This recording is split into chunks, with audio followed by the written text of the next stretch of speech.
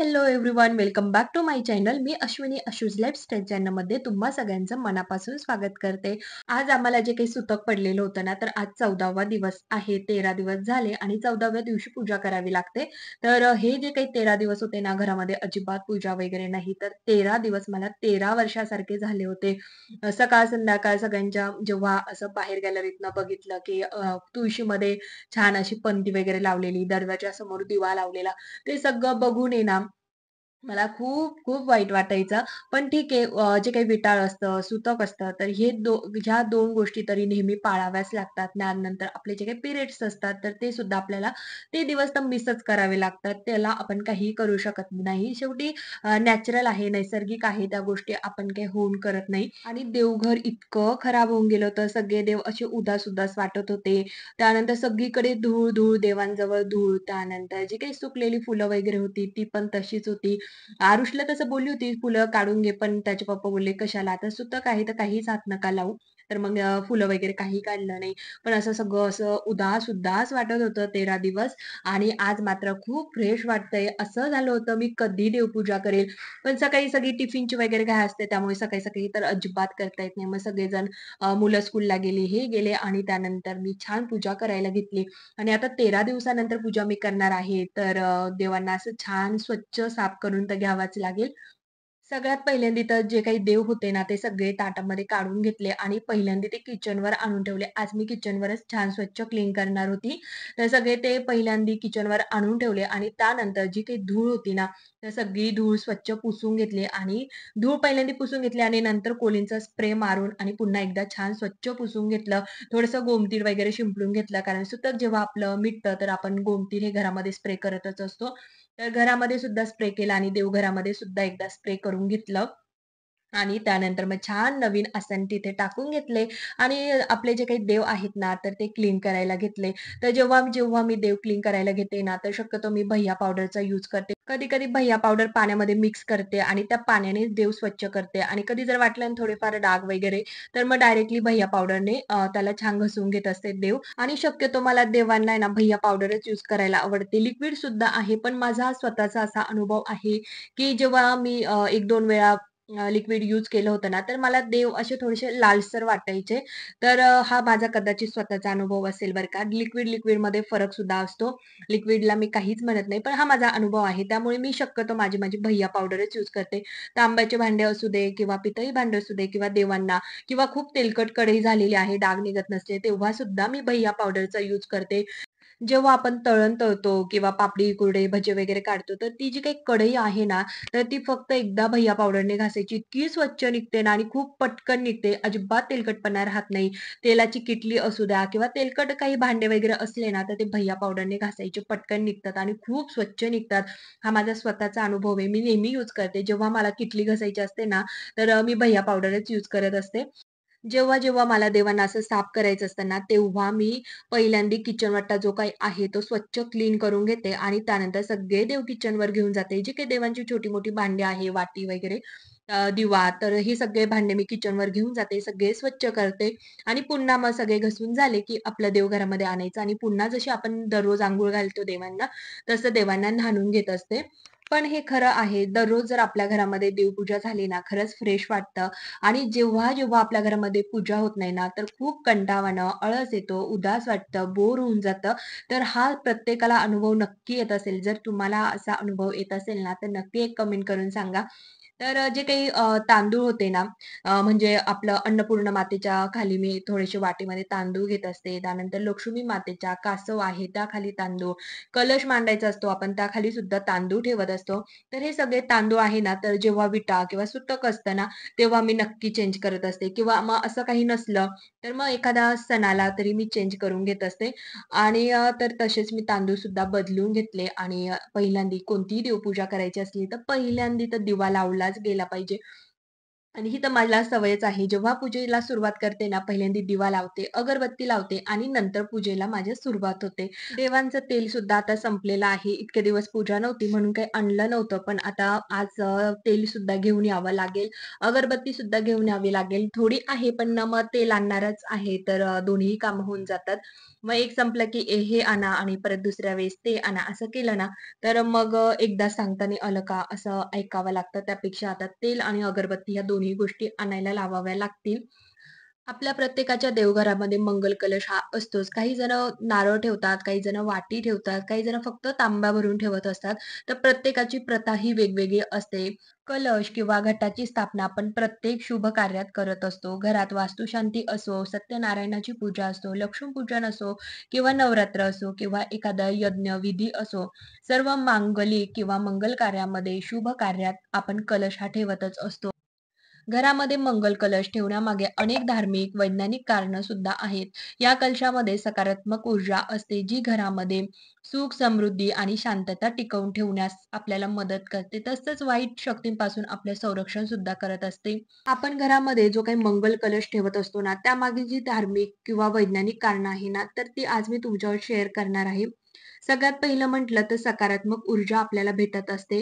मंगल कलशामध्ये पाणी भरून ठेवल्याने ते सकारात्मक ऊर्जेनं भरलं जातं आणि आपल्या घरामध्ये सकारात्मकता वाढते. दुसरं म्हणजे वाईट शक्तींपासून आपलं संरक्षण होतं. कलश घरात ठेवल्याने वाईट शक्ती किंवा नकारात्मकता, निगेटिव्ह एनर्जी तर ती घरामध्ये प्रवेश करू शकत नाही. ज्यामुळे आपल्या घरामध्ये शांतता टिकून राहते. देवदेवतांचा वास आपल्या घरामध्ये राहतो. कलशाच्या मुखामध्ये भगवान विष्णू, कंठामध्ये रुद्र आणि मुळात ब्रह्माजी वास करतात असं मानलं जातं. सुख समृद्धी आपल्या घरामध्ये टिकून राहते. मंगल कलश आपल्या घरामध्ये ठेवल्याने घरात सुख, शांती, समृद्धी टिकून राहते. आपल्या प्रत्येकाच्या घरामध्ये काही ना काही थोडाफार का होईना वास्तुदोष हा असतोच. तर काही वास्तुशास्त्रज्ञांच्या मते मंगल कलश घरामध्ये ठेवल्याने वास्तुदोष सुद्धा कमी होण्यास आपल्याला मदत होते. आणि कलशामध्ये पाणी भरून ठेवल्याने ते शुद्ध राहतं आणि त्याचं धार्मिक महत्त्व सुद्धा वाढतं. त्याचबरोबर कोणत्याही पूजेमध्ये वापरला जाणारा मंगल कलश हा समुद्र मंथनात निघालेल्या अमृताच्या भांड्यासमान मानला जातो. कारण आपली कोणतीही पूजा असू द्या, ती अडथळ्याशिवाय पूर्ण करून शुभ फल प्राप्त करण्याचे माध्यम बनते. कलशामध्ये नवग्रह, 27 नक्षत्रे आणि तीर्थांचा समावेश आहे, असं सुद्धा मानलेलं आहे. कलशाची निर्मिती समुद्रातून प्राप्त होणाऱ्या अमृतासाठी झालेली आहे आणि सागरामध्ये तर सर्व नद्यांचं तीर्थ समाविष्ट झालं आहे. याशिवाय सागर ही भगवंतांची विभूती आहे. यामुळे मंगल कलशामधल्या जलामध्ये गंगा, यमुना, सिंधू, सरस्वती, कावेरी, नर्मदा, गोदावरी या सरितांच्या तीर्थांचा वास होतो. माझ्या सुद्धा घरामध्ये आधीपासून मंगल कलश नव्हता. मंगल कलश आपण प्रत्येक जण आपल्या घरामध्ये ठेवू शकतो. असं काही नाही, की आमच्या घरामध्ये ठेवत नाही, मग आम्ही कसं काय ठेवणार? सगळ्यांनी ठेवला तरी अतिउत्तम असतं. आणि मध्ये-मध्ये म्हणजे मी जेव्हा गावाला जायचे, आपण कसं असतं नवीन लग्न झाल्यानंतर आपल्याला काही एवढं माहीत नसतं. हळू आपण शिकत चालतो. तर तसंच मी सुद्धा शिकत गेली. मग देवघरामध्ये काय आहे? मंगल कलश ठेवतात, का ठेवतात? कशाला ठेवतात? ठेवलाच पाहिजे का? तर ह्या गोष्टी सुद्धा मी हळू शिकत गेली आणि मग मी सुद्धा मंगल कलशाची स्थापना माझ्या घरामध्ये केली. 2 वर्ष झाले असतील मंगल कलश माझ्या घरामध्ये आहे. आणि मी अमावास्या, पौर्णिमा असू द्या, पाणी तर बदलतच असते. तांदूळ सुद्धा बदलते. त्याचबरोबर जी काही पानं आहे ना, तर पानं जेव्हा खराब होतात तेव्हा लगेच बदलून घेते. शक्यतो मंगळवार आणि शुक्रवार ह्या 2 दिवशी मी या मंगल कलशाची पानंही बदलत असते आणि नागलीची पाने ना, शक्यतो लवकर खराब होतात. त्यामुळे मी मंगळवार आणि शुक्रवार ठरवूनच ठेवला आहे. ज्या दिवशी वाटलं की आता खराब झालेली आहे पानं, तर मंगळवार, शुक्रवार बघून लगेच ती बदलून घेत असते. मंगल कलशाची स्थापना खूप साधी सोपी आहे. जसं आपण मंगल कलश आपण मांडत असतो पूजेमध्ये, तसाच कलश मांडायचा असतो. पण हा जो काही मंगल कलश आहे, तो कायमस्वरूपी आपल्या घरामध्ये ठेवायचा असतो. त्यातलं पाणी नित्यनियमाने बदलायचं असतं. पानं खराब झाली तर ती बदलायची असतात. नारळ जर वर्ष झालं थोडा खराब व्हायला लागला, तर नारळ सुद्धा आपण बदलू शकतो. काही नारळ जे असतात त्यांना कोंब सुद्धा फुटतं. खूप शुभ मानलं जातं. तर खूप जणांच्या घरामध्ये असा कोंब फुटलेला असेल नारळामधून, तर अजून काही माझ्या घरामध्ये फुटलेला नाहीये, पण मी खूप जणांचं बघितलेलं आहे. मग ते नारळ त्यांनी आपल्या शेतीमध्ये जिथे त्यांचं शेत असतं ना, तिथे त्यांनी ते लावलेलं सुद्धा आहे. तर असं सुद्धा होत असतं. तर मंगल कलश घरामध्ये ठेवण्याचे भरभरून असे फायदे आहेत, तोटे तर अजिबात नाही. तर प्रत्येकाच्या घरामध्ये मंगल कलश हा असायला पाहिजे. शेवटी प्रत्येकाची श्रद्धा असते, भाव असतो.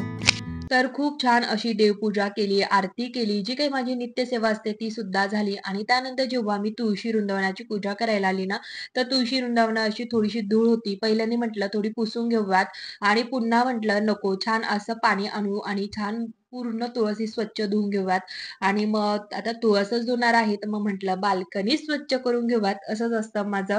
एखादं काम काढलं ना, तर त्यामध्ये जेवढी कामं निघतात ती सगळी मी करूनच घेत असते. आणि मग नंतर थोडीशी आहे ना लिक्विड टाकून ही फरची छान क्लीन करून घेतली आणि जी काही तुळस आहे ना ती सुद्धा मी स्वच्छ धुवून घेतली. उन्हाळा चालू झालेला आहे, वारं येतं, त्यानंतर हवा जेव्हा फिरते ना, तर तेव्हा तिच्याबरोबर भरपूर अशी धूळ सुद्धा येते आणि आपल्याला उन्हाळ्यामध्ये असं वाटतं ना, खिडक्या वगैरे उघड्या ठेवाव्यात म्हणजे छान हवा येते घरामध्ये. पण त्या हवेमध्ये भरपूर सारी ही धूळ घरामध्ये येत असते, ती आपल्याला दिसत नाही. तर बाल्कनी मी नेहमी स्वच्छ ही करतच असते. जेव्हा म्हणजे दररोज सकाळ संध्याकाळ झाडून त्यानंतर जेव्हा घरं पुसते तेव्हा पण पुसत असते. पण सध्या आहे ना तुळशी वृंदावनाची पूजा वगैरे नव्हती. त्यामुळे तुळशी वृंदावनावर थोडी धूळ साचलेली होती. म्हणून म्हटलं चला आज ते दोन्ही कामं करून घेऊयात आणि असंच असतं एकात एक कामं अशी निघत जातात आणि सगळी कामं आपली कंप्लीट होतात. गुलाबाचं झाड, मोगऱ्याचं झाड आणि जे काही अळूची छोटीशी जी टपामध्ये बाग लावलेली आहे ना, तर हे तिन्ही प्लांट्स ह्याच गॅलरीमध्ये मी ठेवत असते. कारण त्यांना ऊन सुद्धा लागतं आणि ते 12 वाजेपर्यंत ह्या गॅलरीत भरपूर ऊन असतं. आणि 12 नंतर मग हळू-हळू ते कमी होत जातं. तर त्यामुळे मी ही तिन्ही झाडं इथेच ठेवते आणि जे काही गुलाब आणि मोगरा हे 2 झाडं आहे ना, ते जेव्हा मी नर्सरीतून आणले आणि लावेपर्यंत 8 दिवस होऊन गेले बरं का. कुंडीमध्ये लावता-लावता 8 दिवस झाले. त्याची सगळी पानं ही सुकून गेली. अक्षरशः जळूनच गेलं तसं म्हटलं तरी चालेल. पण तरीही मी ती झाडं कुंडीमध्ये लावली आणि नित्यनेमाने त्याला चहा जेव्हा बनला जायचा ना, तर जे काही चहा पावडरचं पाणी असायचं, तर दिवसाआड मी ह्या दोन्ही झाडांना टाकत राहायची. आणि त्याचबरोबर मी अळूच्या झाडाला सुद्धा चहा पावडरचं पाणी टाकते. तसं बघायला गेलं ना, मी प्रत्येक झाडाला घरामध्ये जेवढी माझी प्लांट आहे ना, तर सगळ्या झाडांना थोडं-थोडं हे चहा पावडरचं पाणी देतच असते. कारण त्यामुळे ना माझी झाडं खरंच छान आणि अशी टवटवीत दिसतात. आणि दुसरी गोष्ट म्हणजे ना, माझ्या घरामध्ये जेव्हा मी फुलांची झाडं ही लावायची ना आधीसुद्धा, तर कधीच त्याला म्हणजे नर्सरीमधनं जेव्हा मी आणायची आणि त्यानंतर एकदा जे फुलं येऊन गेली ना, त्यानंतर कधीच फुलं येत नसायची. त्यामुळे मी फुलांची झाडं आणणंच बंद केलेलं होतं आणि पण आता जेव्हा मी झाडं लावली ना, तर तेव्हा म्हटलं ठीक आहे एकदा आपण ट्राय करून बघूयात. तर तेव्हा सुद्धा ही झाडं जेव्हा जळून गेली ना, म्हटलं आपल्या घरामध्ये काही फुलांची झाडं जगू शकत नाही किंवा आपलं लकच नसेल फुलांची झाडांना फुलं येणार वगैरे. तर असं मला वाटलं. पण जेव्हा त्या झाडाला पुन्हा एकदा पालवी फुटली ना, तर तेव्हा माझे होप्स खरंच जागे झाले आणि तेव्हा मी म्हटलं, की माझ्या झाडांना नक्कीच फुलं येणार आणि तसंच झालं. गुलाबाच्या झाडाला छान एक कळी आली आणि ती फुलली सुद्धा आणि एक छोटंसं असं फ्लॉवर आलेलं आहे. तर खूप खुश आहे मी. तर चला आता म्हणजे मी नक्कीच फुलांची झाडं ही लावू शकते कारण ती माझ्या घरामध्ये यायला लागली बरं का फुलं. तर त्यानंतर मी छान चेअर धुवून घेतला, कपडे वाळत टाकायचे होते ते पण टाकून घेतले. तर असा माझा आजचा हा छोटासा व्हिडिओ होता. व्हिडिओ जर आवडला तर नक्की लाईक करा, शेअर करा, सबस्क्राईब करा, भरभरून कमेंट्स करा. पुन्हा भेटूया नवीन व्हिडिओ सोबत. तोपर्यंत बाय बाय. Take care.